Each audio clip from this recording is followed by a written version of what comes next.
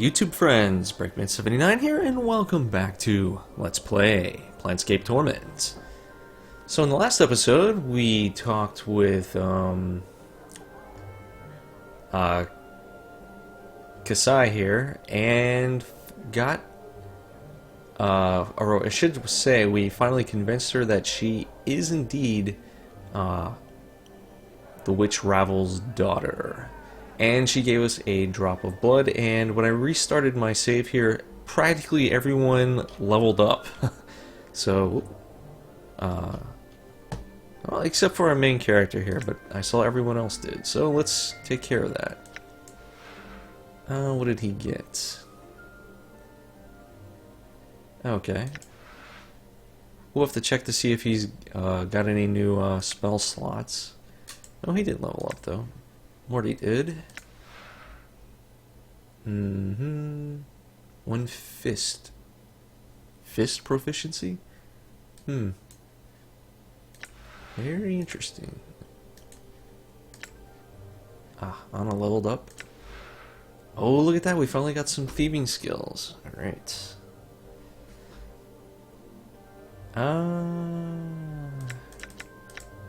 Let's get this up to 80.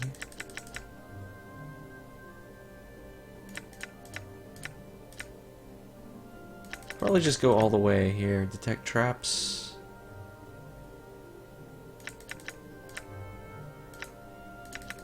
Or stealth. That's fine, whatever. Alright.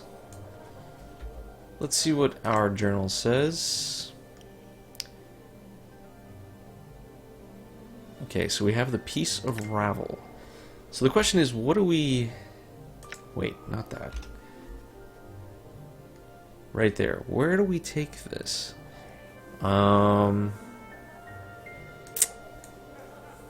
Interesting. Right. We need to set up camp now. Yeah, you've been saying that for a while.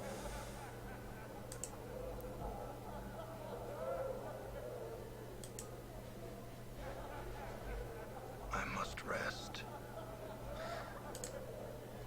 Maybe we need to go back to the Done. the game doesn't want to...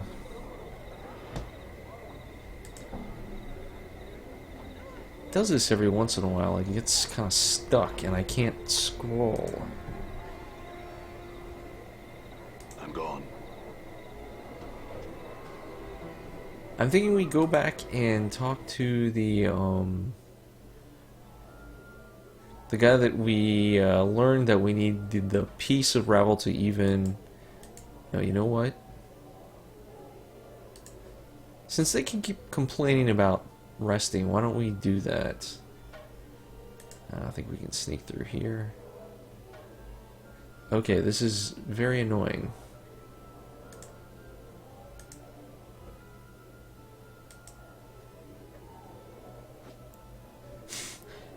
I'm gone. Come on.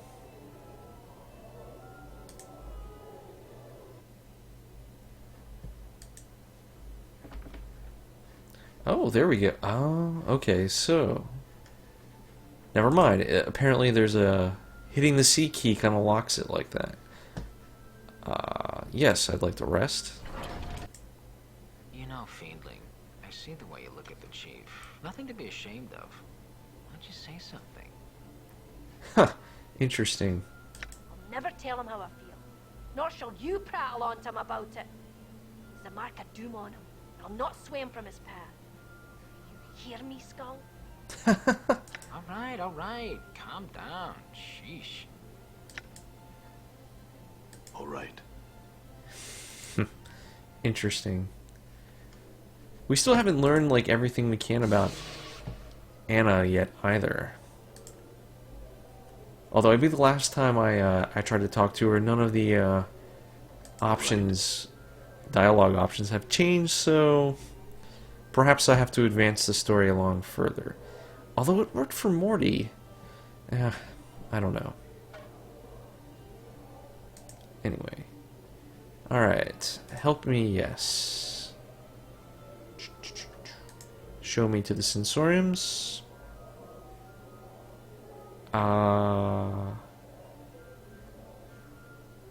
I think the private one, right?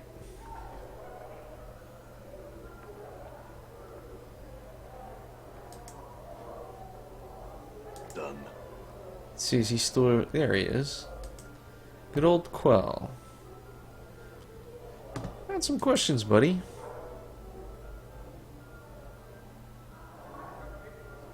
What do you know about her?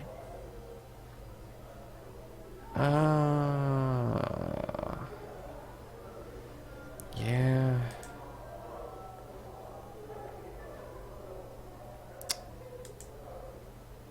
Okay. How we find her? We've asked him all these questions before. I know something about my past. Hope she's alive. Let's see. Yep, seek her out. We've done this before.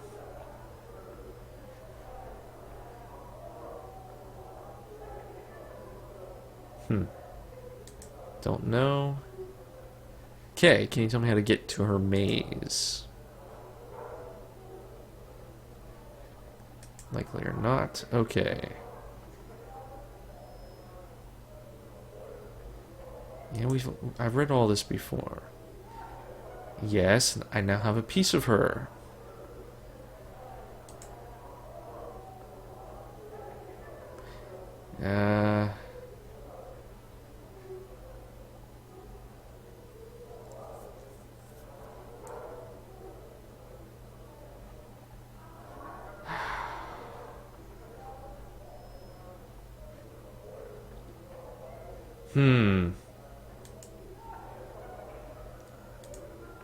Well, that was no help. Does Grace know? Yes.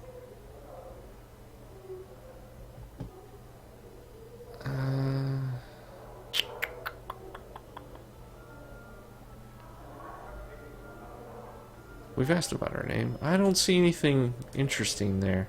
I'm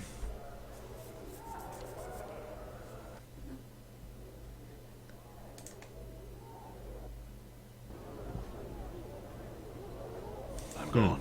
Do I need to talk to somebody else?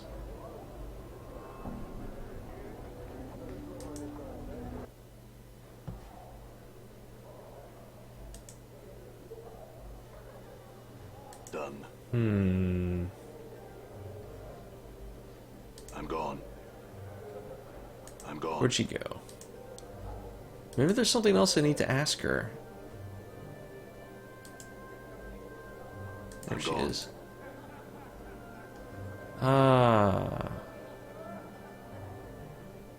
Questions? No, nothing. All right.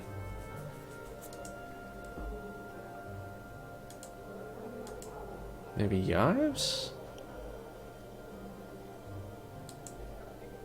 Oh. Ask one of your companions. I suppose we could ask, oh. Fall from Grace, do you have a story to trade? Huh. Grace turns to Yives. I have no story that I wish to share with you today, Tail Chaser. I cannot let you exhaust my library before I can find more stories.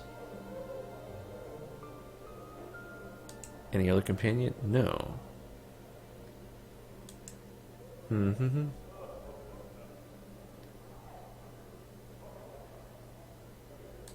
Trade tales. I'm gone.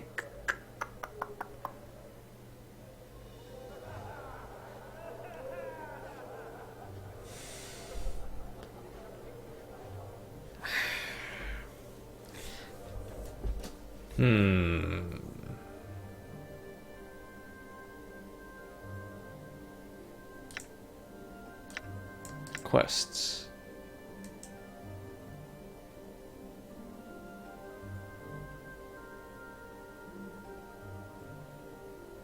Lothar, yeah, the Civic Fest Hall.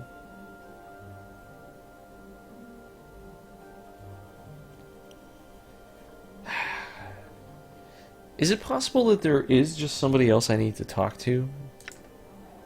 Done. Done.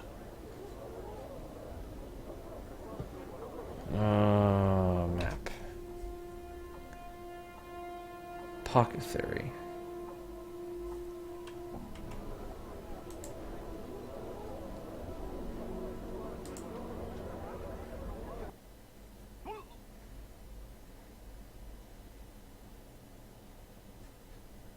Pestle Kiln. Why does that sound familiar? Ah.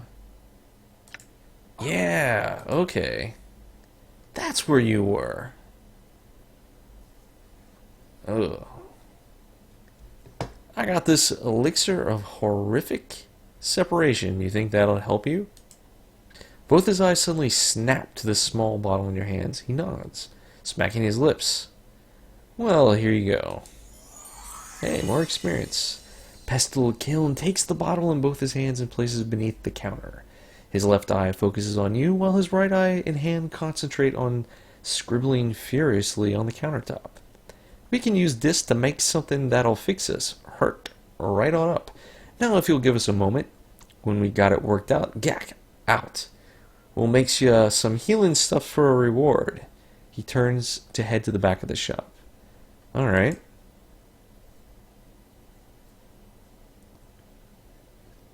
Oh, he looks a lot better now. Oh, yeah, look at that. There's two of them. This man closely resembles Pestle Kiln, though without the crawling skin and constant subtle mutations. Greetings again, sir, and well met.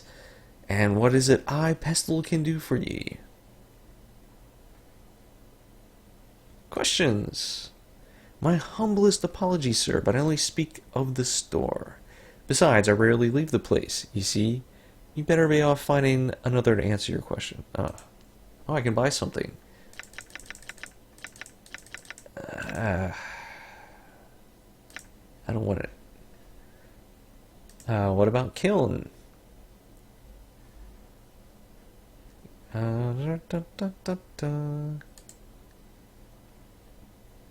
He just works in the stockroom and doesn't want to answer my questions either.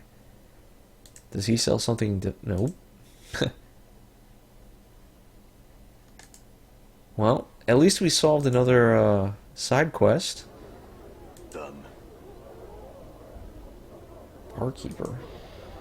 The sweet smell of sensates and governors. Huh. Smiling man nods cheerfully at his approach. Welcome to my cafe, good sir. What might I serve you? Some wine? No. Man gives you a helpless sort of look. Humblest apologies, sir, but I make it a policy to serve drinks and nothing more. You shall have to look elsewhere for conversation, I'm afraid. Are you certain you wouldn't like a drink? Or some bread and cheese, perhaps? No. What's inside your... There is somebody in here. All right. Aspiring sensitive artist. Huh. This attractive, pale-faced girl smiles at you, motioning toward a book full of charcoal sketches. Greetings and well met, good sir. My name is Yulana. I'm an artist by trade and would gladly make a fine sketch of you for but 5 copper commons. I can make a serious sketch if you like, or a caricature. No thanks. She smiles, but somewhat sadly. Farewell, then. Please do not hesitate to return should you change your mind. How about the box? Nothing. Too bad. Yeah, I think pretty sure we've been in there before. I'm gone. Let's make a quick pass here. Oh, tell me my fortune. This old woman examines you closely with her sharp gray eyes. First your face, then your arms and various tattoos. Greetings, scarred one. Come to speak with Elobrande, have ye? Come to have your fortune told, mayhap, for a paltry 5 coins? Sure, tell me my fortune. Elobrande places your coins in her belt pouch and takes your hands. She quietly studies your palms, frowning deeply. At long last she speaks. Some rare folk are what are called fateless, you see. They wander through their lives doing as they see fit, creating their own destinies. You have no fortune to tell, scarred one, none at all. I've nothing to tell ye, and so here is your coin. She returns your 5 coppers. Huh, I see. I do not speak of mundane, scarred one. Hold ye one moment, scarred one. Elibrande reaches out, touching your arm. My mother gave me something once, long ago. A scroll, sealed with wax. A hooded man entrusted it to her and said that a man such as ye would one day unwittingly come to claim it. Here, I would have you take it now. What is it? Elibrande shakes her head, frowning. I do not know. She was sworn never to read the thing, and I obeyed her request to leave the seal unbroken myself. The man had paid her handsomely to take the scroll, but warned her of the direst consequences should she open it. Well, thanks. Okay. Healing scroll. Suspicious sealed scroll. This scroll has been tightly bound with red ribbon and sealed with wax. You can't put your finger on it, but you've got a bad feeling about the thing, as if opening and reading the scroll could somehow be dangerous. Well, we look danger in the face, don't we? So let's open it. This is an old, fading, innocuous-looking parchment scroll bound with a single red ribbon and smelling faintly of mildew. The ribbon is held in place with a plain wax seal. Let's break it and open it. Updated my journal. The scroll contains a few lines of shaky calligraphy in a strange rune. The calligraphy reads, "This may not kill you, but it will slow you down, I'm sure. Stop chasing me, you thieving bastards. It's my body, mine, mine, mine. Now, die." Okay, so this is probably a scroll from one of Nameless One's previous incarnations that was insane. Probably one of the same ones that put all those trap spells in the fake tomb. Okay, what the? The rune suddenly throbs, and the entire scroll begins to dissolve into a stinking black mess. Oh no. The fluid seeps directly into the flesh of your hands. In seconds, the magical hemotoxin begins to render your blood into black bile. For a moment, you clutch at yourself, howling in agony, and then the pain subsides. You have survived whatever horrible magic was placed upon the scroll. I don't like the sound of this.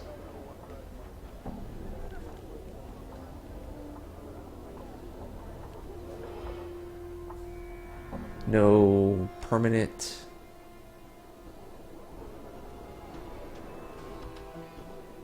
Strength, intelligence.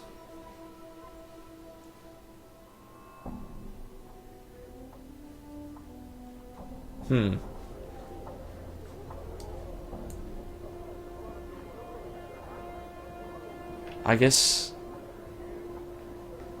maybe it just injured me and that was about it. Well, Done.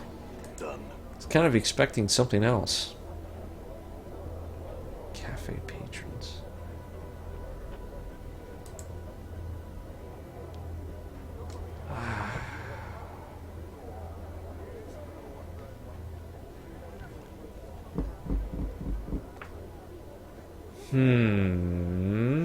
All right.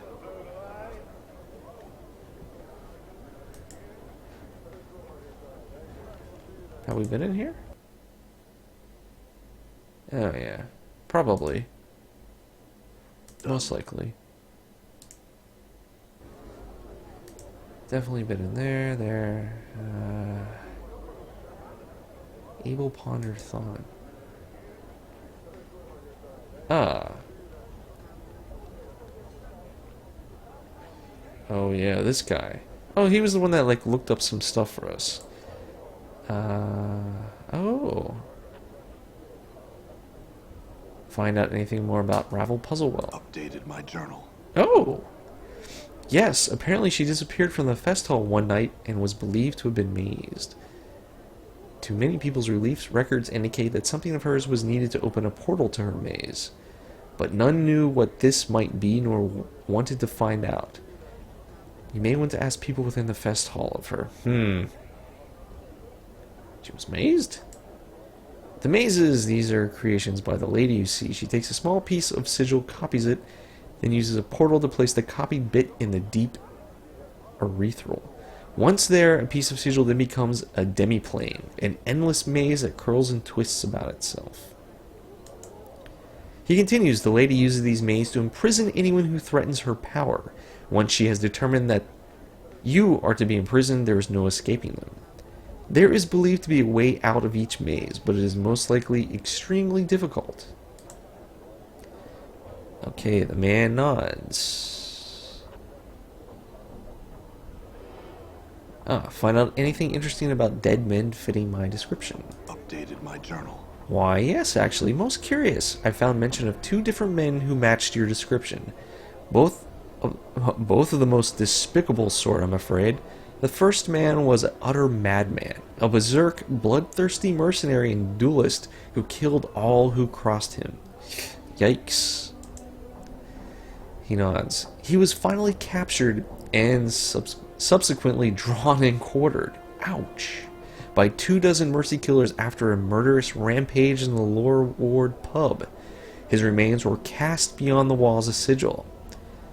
This was some 3 centuries past. Wow. And the other man? Little is known of him. My research showed that he was a sensate who, shortly before his death, destroyed all the dozens of sensory stones that he had recorded experiences into. It was noted as a great loss to the faction. For the man, though he had a few friends lashing out at anyone who approached him too closely, was said to have collected a great many wondrous sensations. How did he die? I do not know, the records do not say. Okay. Can I ask you to do some more research? No. No more research.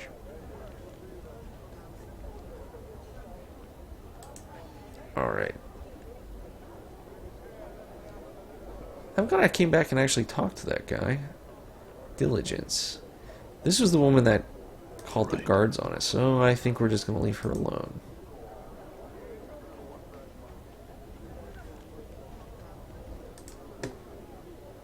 Alright. Alright.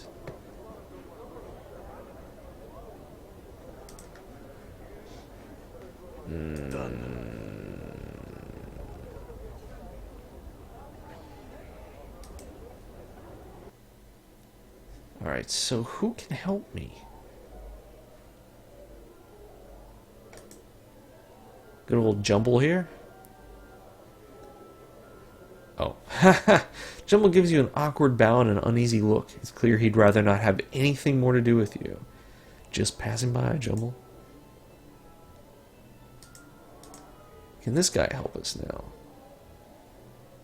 The beheaded man is still lurching about, bumping into walls, pillars, and the like. His false wooden head rocks precariously on the shoulders as he shambles to and fro. Greetings.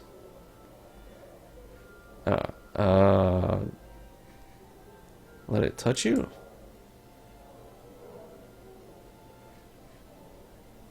Yeah, we've done this before. Don't understand.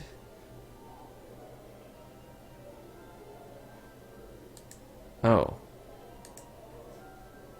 Yeah, we have no idea where this dude's head is. It's not in my possession, anyway.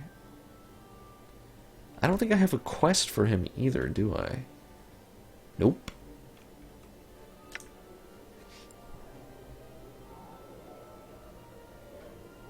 Yeah, he just walked into the wall. Nice.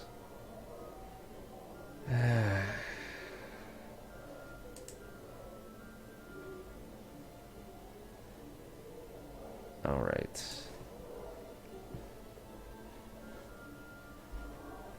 Alright. I remember we came in here and, like, listened to No, I do not want to listen to that. I'm gone. This guy?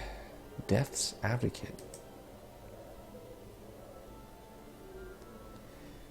Sigillians, welcome. Please take your seats and listen to the darks of which I speak. Darks, give me a break. We're really not going to listen to this rattle trap, are we? Come on, let's go find some sensate chits that have never had the pleasure or sensation of tasting the fiery passion of a skull's lips. He waggles eyebrows in anticipation. Yeah, let's leave, Morty. I don't think this is gonna... All right. No, they're just...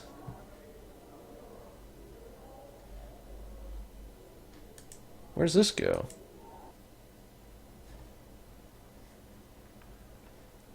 I'm Wait, gone. is this a different... Oh no, it's the same place. Never mind.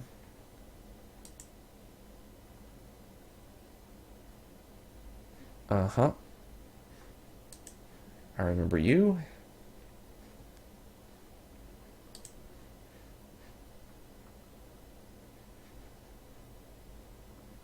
I'm gone.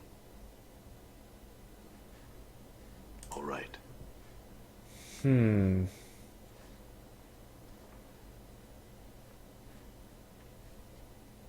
Nothing in there.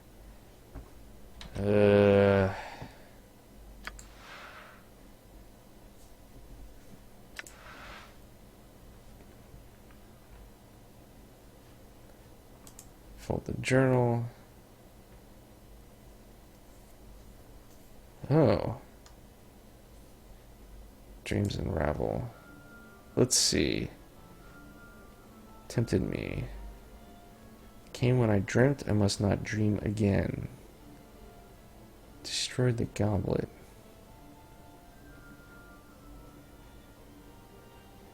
Continue reading? Talons, spiders, burrowed in my gray. I know I've definitely I had to have read this before. Myth. I don't have the weapons.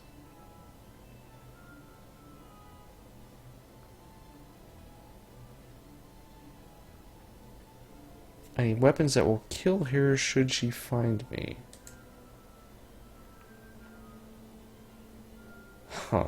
Female ghost.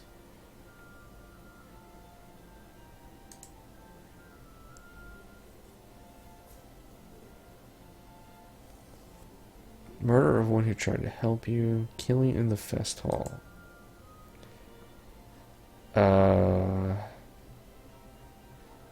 Let's see. Oh yeah.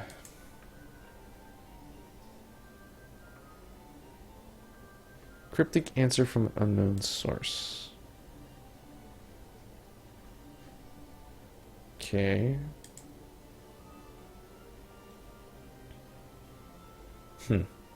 Misery bringer. Yemeth.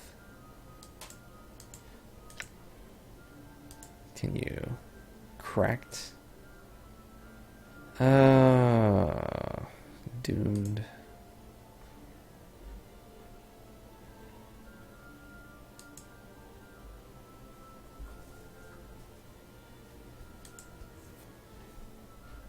I'm gone.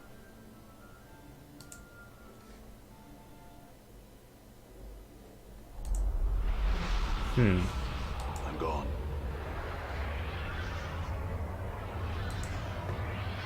Maybe.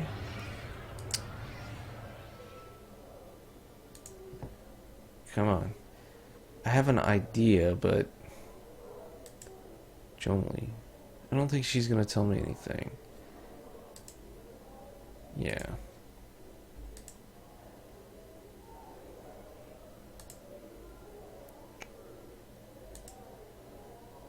Where's the public sensorium?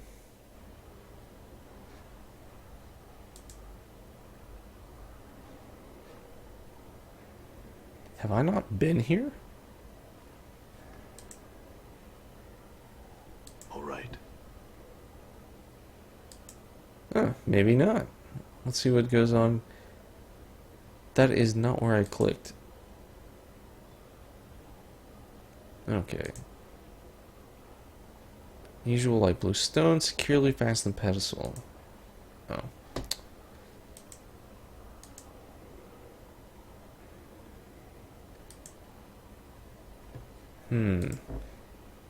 How do I use these things? Nope. Done.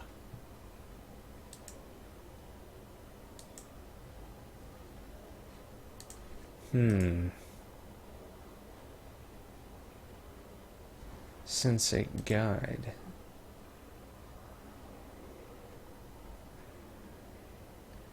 All right.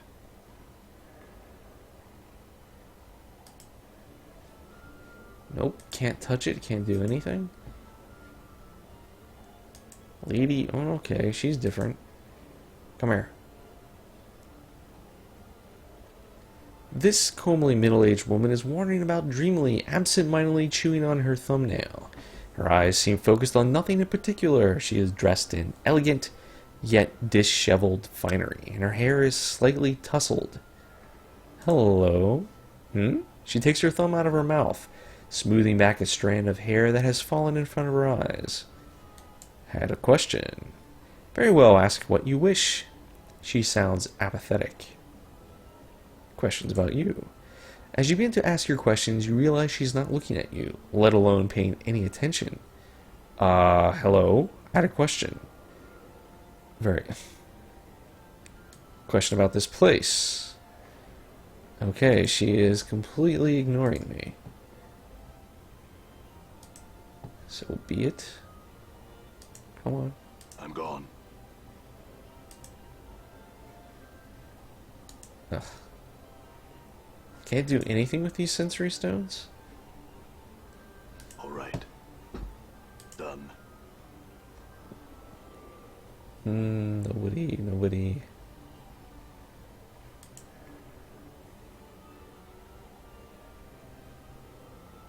Nothing.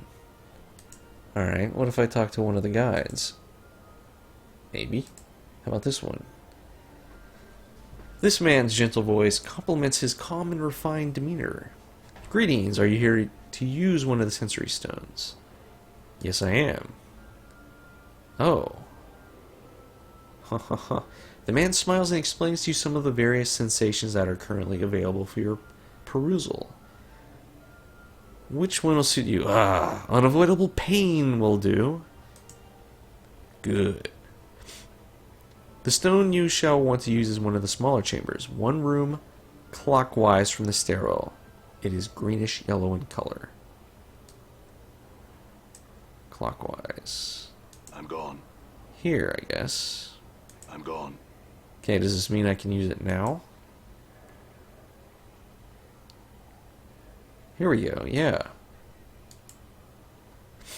The experience is a short and violent one. Struggling with another slightly stronger man on the edge of a blazing hot stream of molten lava, your weapon hand is slowly, inexorably forced ever closer to the magma. Beads of sweat evaporate the instant they appear. The hair on the back of your hand blackens and smolders above the awesome heat. Finally, your howls of suffering echoing from the canyon walls around you. Your hand in the axe it holds plunges into the lava and chars to ash in a few agonizing seconds. Oh, I get experience. Nice. The experience seems to have stirred some long-forgotten, vaguely similar memory in your own mind. You feel as if you've gained something from using the sensory stone. That's nice. Alright, this is... You guys can stay there. I'll... Come on. Yep. How about... Let's just go down the list. Tender Love. 2 rooms. Okay, we're just going down the list. Doo-doo. Your eyes are closed. You can sense yourself standing on the tips of your toes, pressing against someone tightly. Soft lips brush against yours, giving you the most gentle of kisses. Your heart seems to flutter in your chest, and you feel as if you could fall backwards and simply float off into space. Oh, okay. I guess I'm just gonna gain I'm gone. a bit of experience with each one. Uh-huh. Mind-numbing tedium. All right.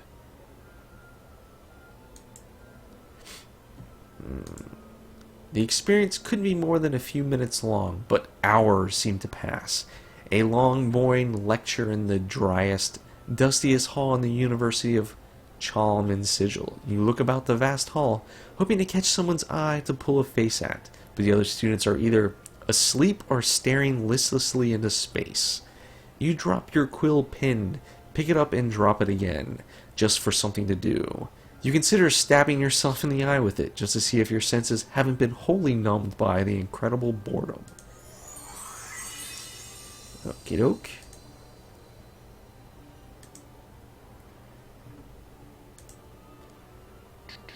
Sheer wonder. Alright.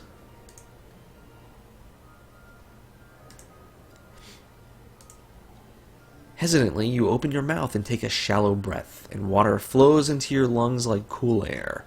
You smile and take a deep breath, gawking in all directions as you slowly sink to the bottom of the harbor, where hundreds of colorful fish weave through twisting tracks of brilliant coral.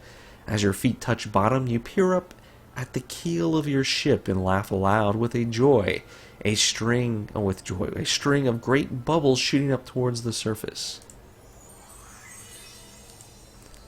Another 750 experience. Okay, joy. Consuming impatience. Okay.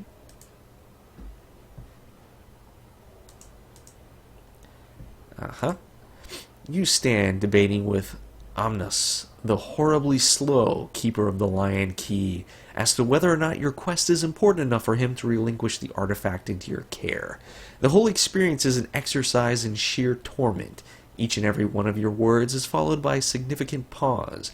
Each and every point he makes is reiterated time and again before he lets you speak. You present an argument, then wait, and wait, and wait, while he makes his counterpoint, to which you shoot out a snappy counterpoint of your own. Then you must wait yet again for another of Omnus, drawling, meandering, seemingly endless counterpoints. It's everything you can do not to simply lop the fiend's tusked head off and snatch the key from the twitching corpse.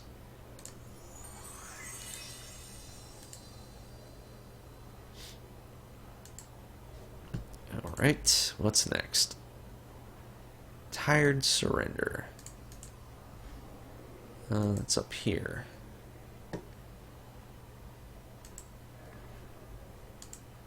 Shuddering and clattering, hoping beyond hope to be found, you curl into yourself beneath a blanket of snow to save what little warmth you have left. Fighting to keep your eyes open, to remain awake, you become aware that you can no longer feel your arms, your legs, the ice against your face, and tired. So tired you at last resign to the inevitable. You close your eyes, bidding sleep a bitter welcome as the sense of loss forces a single tear, doomed to crystallize before it even reaches your cheek from your aching eyes. Done. Everything stirs a memory.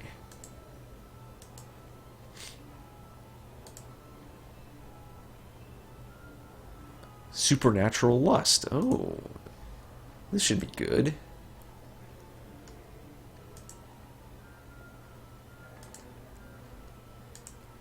You find yourself coupling with a succubus, a creature of such intense, otherworldly beauty that even her fiend's horns and thrashing tail give you no pause.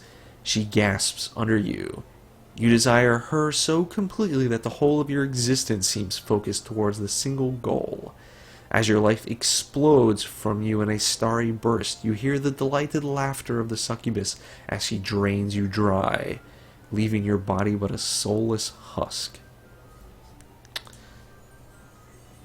Of course I've done something similar to this. If you keep bobbing about, Skull, I'm gonna mount you in the end of a pike. Mount you on the end of a kite.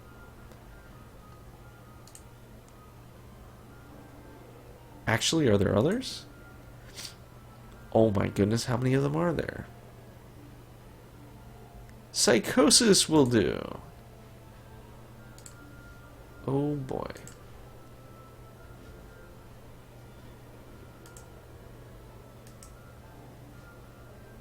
Uh-oh.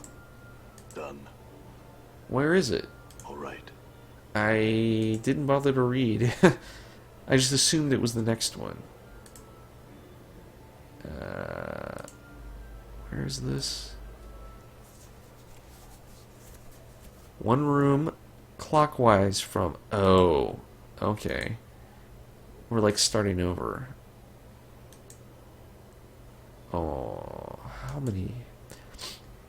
The experience is a strange one, very disturbing.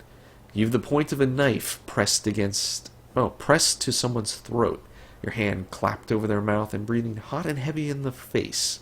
You begin to stab them, slowly. The knife dimples their skin and eventually breaks it. There's the hot rush of blood over your forearm. The sound of strangled respiration, a horrible sense of perverted glee, and then it's over. Ooh, that's a horrible memory. Okay. Oh, this is annoying. Festering jealousy.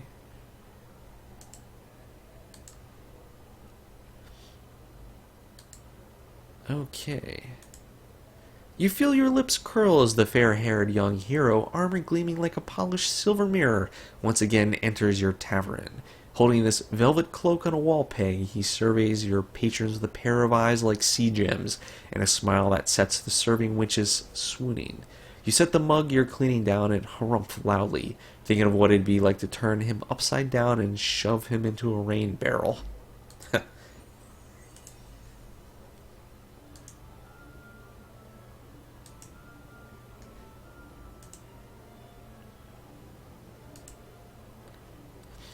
That was jealousy, bitter loathing.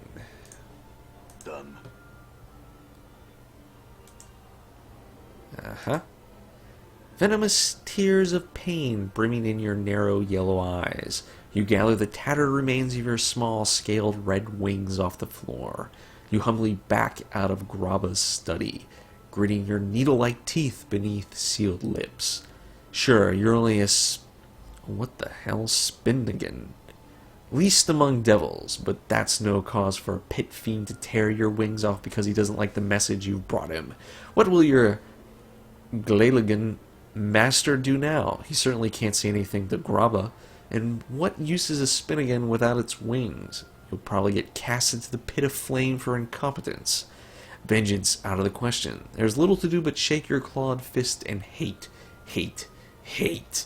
Grapple with all the loathing your hard little black devil's heart can muster. How does this...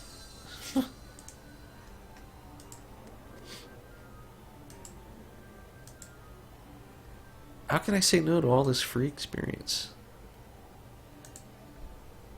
Pure glee. Alright. I'm gone. Dancing and leaping about in rhythm with the wood elves' bouncing festival music.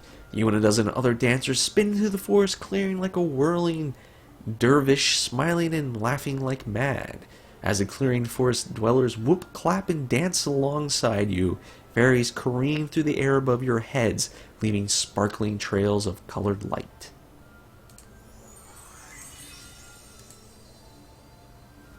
Does this thing tell me when...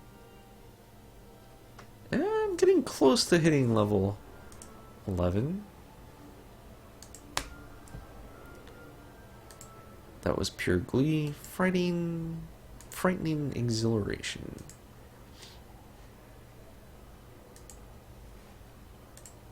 You twist your head to look up at the large contraption strapped to your back.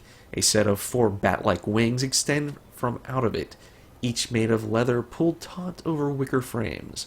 From the precipice you're perched on, Dilgyar's floating fortress appears as but a tiny speck suspended in the blue-gray sky, miles away across nothing but empty air.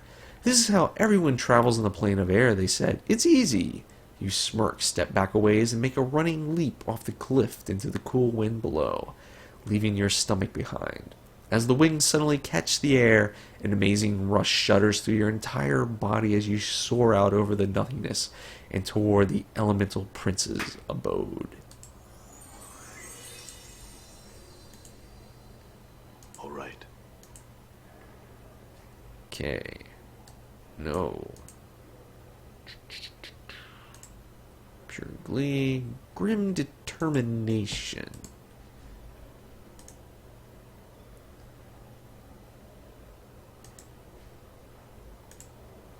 The entire hall was in ruins and still in the process of being destroyed, as dozens of combatants hurled weapons, deadly arcane magics, and themselves at one another in a desperate struggle to be the last one standing. Plumes of acrid green smoke rose from the pile of limp bodies you dragged yourself out of, having barely escaped the wrath of some fiendish spell. There it was, across the way, through the battling throng, through the bloodthirsty battle ahead of you, sitting untouched on a miraculously upright table, your pint of mead. And you'd get it back if you had to kill every last one of the brawling tavern patrons to do it. Done.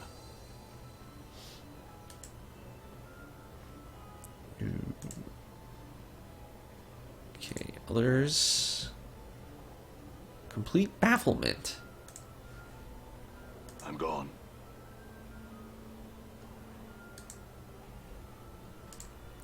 You awake from the uneasy dreams to find yourself transformed in your dark lair into a rather small, four-limbed, fleshy thing. You're lying on your shellless, as it were wholly unprotected, back, and when you lift your tiny head, unadorned with its usual sensory antenna, a little you can see your pinkish belly, partially covered in soft curling hairs quite unlike the black bristles you're accustomed to seeing here. Your only two legs now jut from the end of your torso rather than up from around your abdomen. They look thick and ungainly in proportion to your body, and lie there limply, making no attempt to right you on their own. Only by actively concentrating can you move the things. What has happened to you? Huh.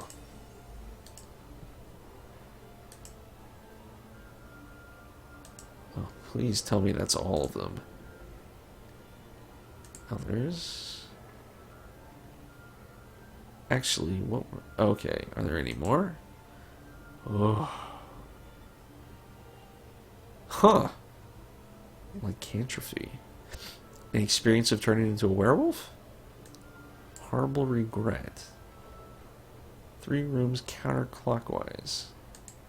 Okay. We're down to the last few, so... Here we go. You stand on the deck of your flagship, the Divine Hammer, as it floats over the continent of Agrahim, held aloft by the wings of magic. The very landscape roils and shudders beneath the bombardment of your fleet. 1,000 ships, cannons, and bombards, hurling their sorcerous fire down like vengeful gods. The shockwaves begin to hit your ship only minutes ago, a constant vibration that sends shudders through the whole of the ancient craft and moves your very bones, accompanied by a constant rumbling bass. As the land's mountains begin to sink and the seas that surround it begin to boil off into the atmosphere, your first officer comes to stand beside you. Oh, this one's longer. My lord, Admiral. Permission to speak freely, sir. You nod your acquiescence. Your stomach sinks as you guess at his question. My lord, forgive me, but how? What gives us the right? 1 billion lives. You speak without turning to him, unable to take your eyes off the Rumos, the nation's vast capital city, as it vaporizes in a cloud of superheated gases 12 miles across and growing ever wider. If only you knew the full treachery of the Agarites, First Officer Flem, one which is beyond most any man's comprehension, then you would know. You would speak of our right to annihilate them. We've no right to let them live. But sir, traitors, all of them. Surely among the hundreds of thousands, how many innocents? Silence! Speak of it no more. Our king has spoken.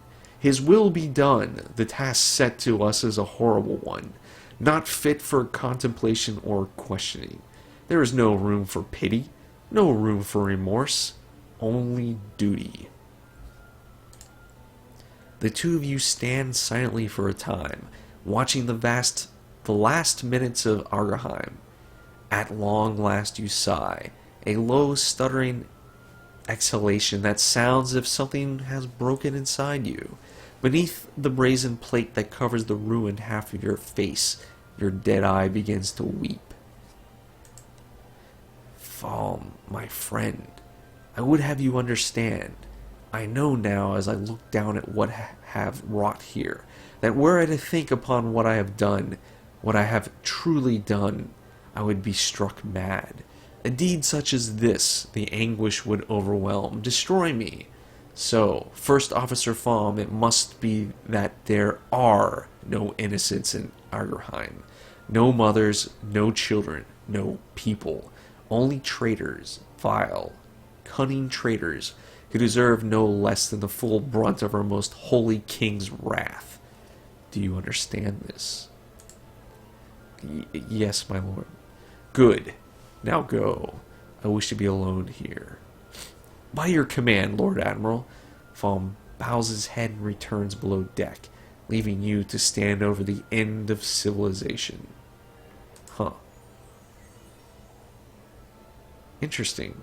Well, I got a little bit more experience from that one. Now, maybe this guy can tell me the same thing. Yep. Others? More? Shock and a rise to some seething vengefulness. In here? Ah. You stand somewhere in the nether regions of the plains, a sweltering place where the ground is beaten copper and the sky is of brass. Here the bodies of sinners, petitioners in this horrid place, are rolled against iron brambles and bronze scorpions until their bones are fine, gray dust. You squint at the horizon, the bone dust rising with putrid-smelling gusts of wind that carry with them the sound of agonized moaning. There is nothing but flat, metallic landscape as far as the eye can see. The dust is everywhere, in everything. It stings at your eyes, coats the inside of your mouth with a pasty film. You spit, wiping at it with your finger, but it's of no use. The stuff's taste has fouled your mouth completely. You look down at the key in your hand, a minute platinum orb, and picture the man's face who solemnly swore to you the magical portal you just passed through, now gone, of course, led to the green fields of Mytopia. Someone, by all the powers and their proxies, was going to pay for this one. Okay. Next. Others. Slowly dawning horror. And they're probably going to repeat again.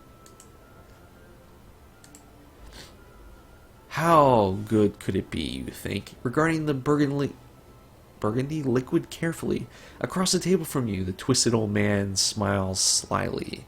Please, sir, try, he whispers. His hushed voice, the sound of dry leaves blown over a roughly cobbled street. Thou shalt find it more than lives up to thine expectations, I am sure. You nod at him and lift the crystal goblet into the air, watching the light play through the crimson liquor. You come a long way for this drink, searched long and hard for this old man, and would be damned to let anything rush you now. The moment was to be savored. You raise the glass to your lips, inhaling the stuff's aroma. The bouquet is light, sweet, intoxicating, almost dizzyingly so. You've tried countless drinks, written tomes about them, their flavors and smells, means of manufacture, and your journeys across the plains. But this stuff was supposed to be legendary. No living man you found or heard of had tried this stuff. The stories were ridiculous. Nothing could taste quite so good, but if there were the slightest bit of truth to them, this would be some fine liquor indeed. At last, you drink of the goblet, a cautious sip. Incredible! Indescribable! As the flavor washes over your palate, you fight the urge to shudder with delight.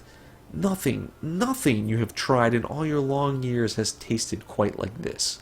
You look up at the old man, startled to find your glass empty. You had drained it all in a single draught. You wipe your eyes with the back of your hand, not entirely sure when you had begun to cry. Tears of joys, eh? The old man laughs softly. Quite pleasing to the tongue, is it not? Whilst thou likest some more, perchance? He smiles at you once more. Yes, if I might. Surely, he replies, refilling your glass.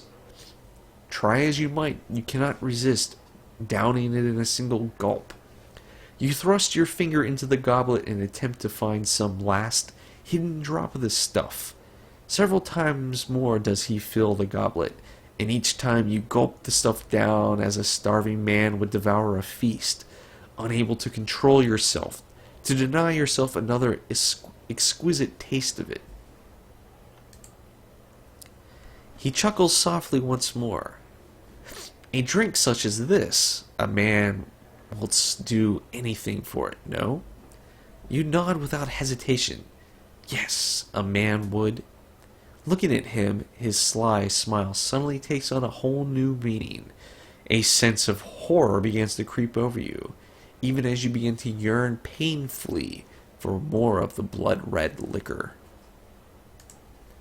Yes, the old man grins, his yellow eyes gleaming.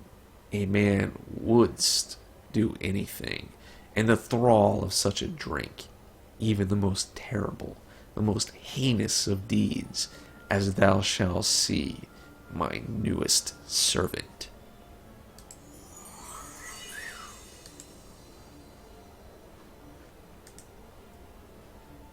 Okay. What the? Almost done. More? Okay. Indescribable frustration. Oh yes. This one. Done.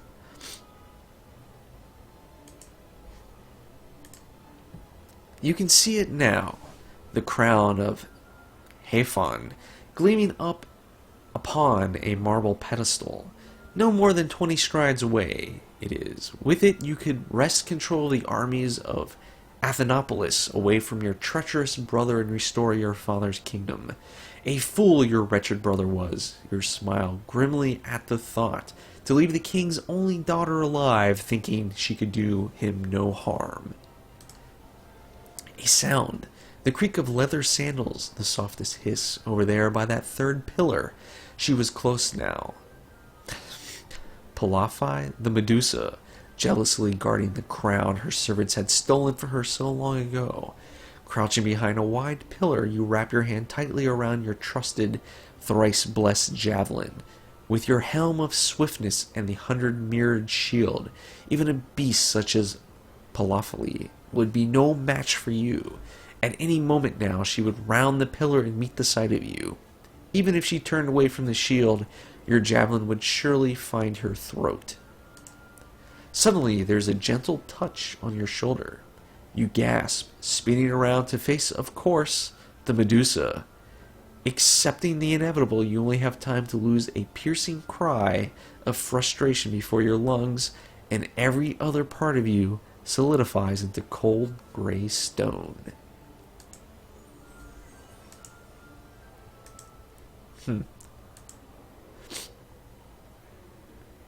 Okay.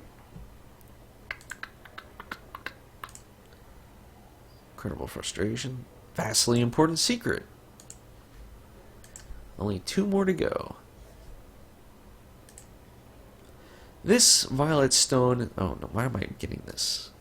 6 Imperial servants rush ahead of you, swinging the golden doors of the Dragon Palace wide.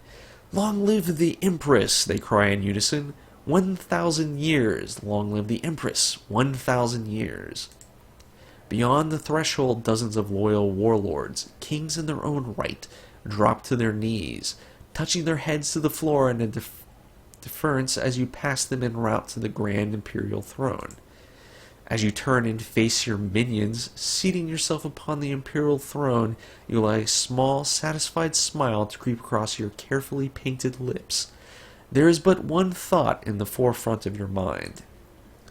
That the body of the young Empress Wu Tzu Sha lies broken at the bottom of the Well of Solitude, and that you, Bai Hua, a horse merchant's daughter, are at last poised to shake the empire in the corrupt Wu dynasty to its very foundations.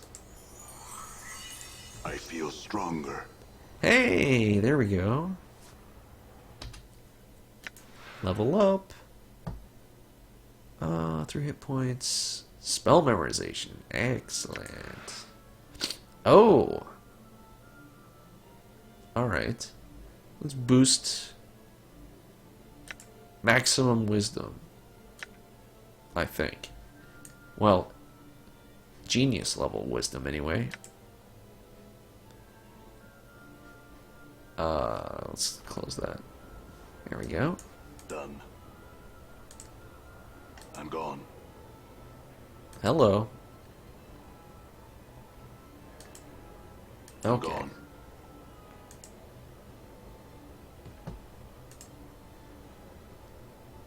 And the last one.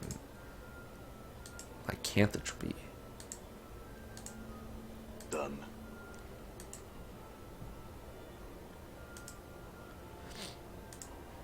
Suddenly aware that the hour has almost come, you leap from your bed and run flying from your cottage and into the surrounding woods. Stumbling in the dark, you come to a small, moonlit clearing, the one you had found last week and decided to use tonight. You hastily strip off your clothes, sit in the long grass, and wait. You close your eyes, listening to the steady chirp of crickets, the throaty croaking of bullfrogs in the nearby creek, the rustle of the grass as the wind caresses it. What would someone think, seeing this through your eyes, experiencing this moment and what was next to come? Soon you would travel to the city, find a cleric to rid you of the curse, but for now, may as well make the best of things. You rub your hands together with anticipation, grinning like a bearded, fire-haired giant of a madman, sitting naked and alone in a forest clearing in the dead of the night. A prickling sensation runs across your skin, and your senses sharpen dramatically. You breathe in through your nose, inhaling the scent of everything around you, the damp earth, the sweat on your cast-off clothes, the opossum clinging fearfully to the tree behind you. You open your eyes and look down at your forearms. The faint moonlight reveals the slightest quivering across their surface, but in moments the flesh begins to ripple impossibly, tufts of thick brown fur sprouting forth with a grisly crackling sound, like popping joints and grinding bones. Your back and shoulders begin to hunch and broaden, uncomfortably, but not quite painful. Your muscles, your entire body mass doubles, triples in size, and continues to grow. Still fascinated by the transformation yourself, you watch as your fingers wither away to nothing, hands swelling into meaty paws from which burst fur and massive black claws. The night seems to become brighter as your eyes transform, becoming accustomed to the darkness. A wide muzzle comes into view, and you touch your wet, snuffling nose delicately, chuckling to yourself. Next time you think you'll have to stare into a mirror or pawn as the curse takes effect.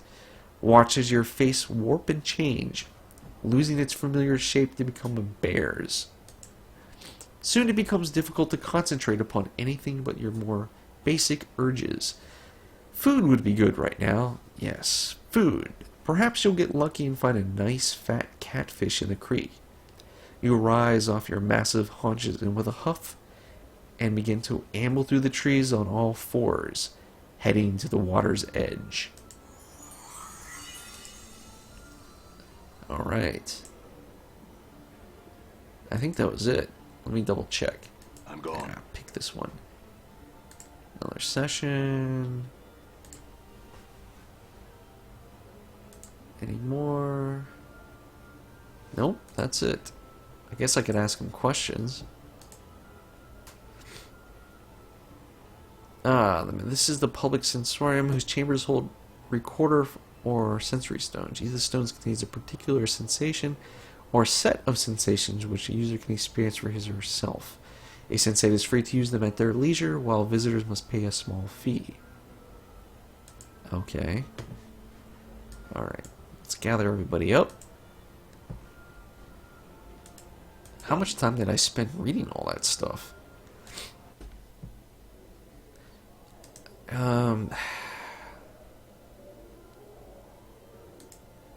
Let me try something else.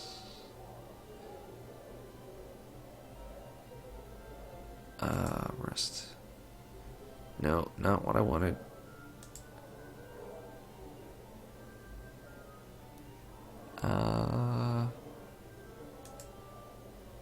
No? Oh, not what I wanted. Okay. Private. Alright, I think... Let me...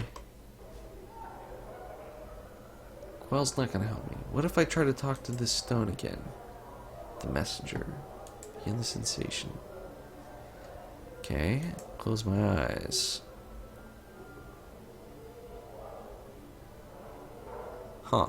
As you close your eyes, you feel the skin along your arms become numb, as if all sensation is being bled from them. Tired, so tired. You try and blink, yet the darkness remains. Your lids feel soft and sluggish, unresponsive. You're sitting on what feels to be a dirt floor, and around you is the smell of coppery blood and herbs. Why are you here? You came here to... what? Your memory fails you, but you feel a growing panic begin to well up within you. Ah, awake now. Are you? A questioning all done, the voice is an old woman's, thick and scratchy, as if trying to force its way past a thick layer of dust. Try as you might, you cannot open your eyes and see the woman, but you feel a shiver of fear. Something is wrong. Terribly wrong. You try to respond, but all you can do is manage is a ragged croak. You can't feel your tongue and your eyes. What's wrong with your eyes? Ravel, I have returned. There's silence. Ravel, it is I again. Ah, my precious man. There's a slow shuffling of feet, and you feel a sharp pinprick in your left eye. You gasp, and suddenly, barely, you can see. With your one and only eye, you lie in a gray hut upon a dirty floor where blood, your bright red blood, has seeped into the surrounding gray dust.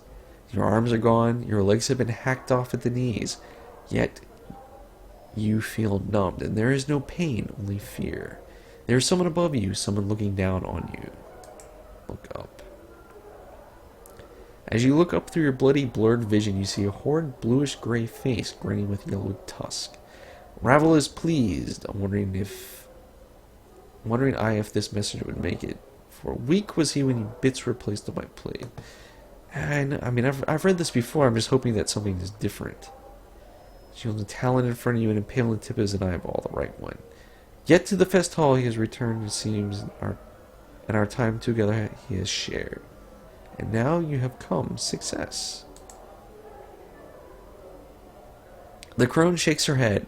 Your blurred vision seeing 3 images at once. Her grayish hair is like brambles drifting down her shoulders. No, only time for answers does Ravel have, and she has no time to waste with your guess questions. Know this, and in knowing grow strong. You must find me. Dang it, I'm trying to. But how? I'm beyond knowing. Okay, yeah. Okay, to find me the 3 things you must do. Find the door, know the key, then unlock the key. Well, the key is the blood, right? The door, where... Door is a finished thing, and you carry it with you now. The door is a finished thing, and you carry it with you now. Very good. Very clever, my precious man. One part of the finding Ravel do you have? Okay, that's good to know.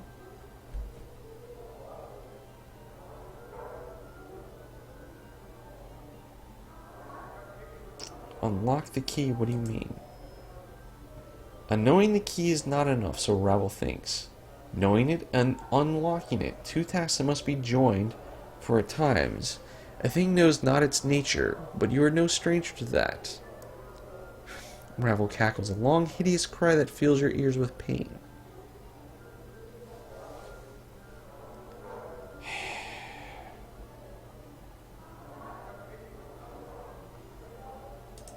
This is just...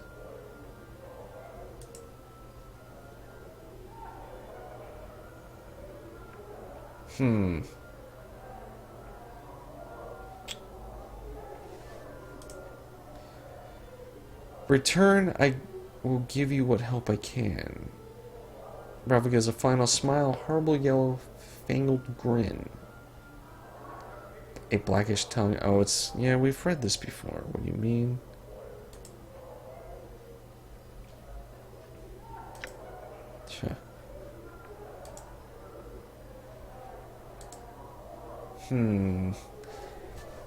She says I have the door in my possession.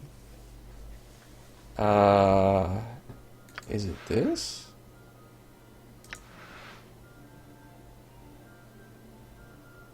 Stone Limlin. Chaos Feather.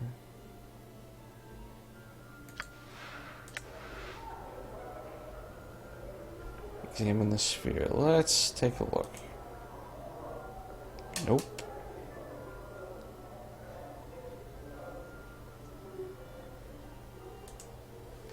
Doesn't help.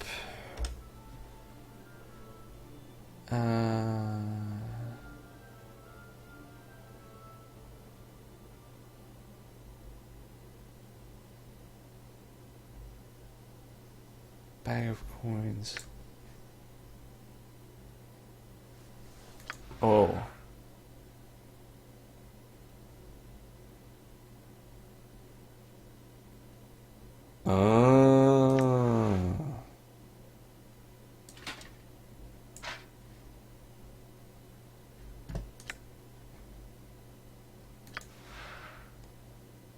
This crutch.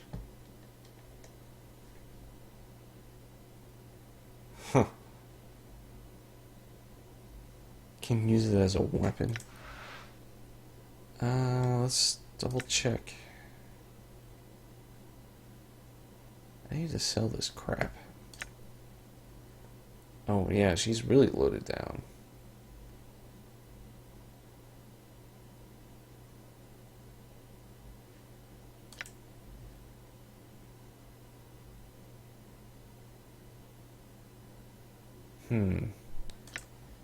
Alright. Did I save it? Let me try something really quick. Let's see if we can use it.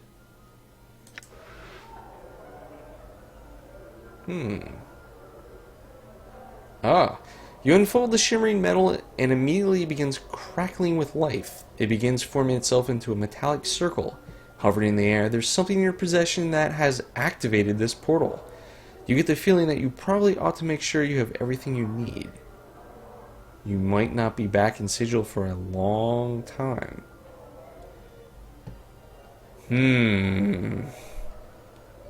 Well, you know what, guys? I'm going to save that for the next episode. Is this like a thing like if I better make sure I complete all my side quests or I'm not going to be able to do them again? Okay, that's good to know. There's at least one thing I know, other than the couple little... Like, we have no idea what to do with this. But there is the one thing. There is the that other group in the Foundry that I need to like join them so I can actually see what they're trying to build. That might be worth something to look at. But anyway, it looks like we know exactly what we need to do now. So, I think we're in a good position. Anyway, we'll continue it next time. Thanks for watching, and I'll see you then. Good night.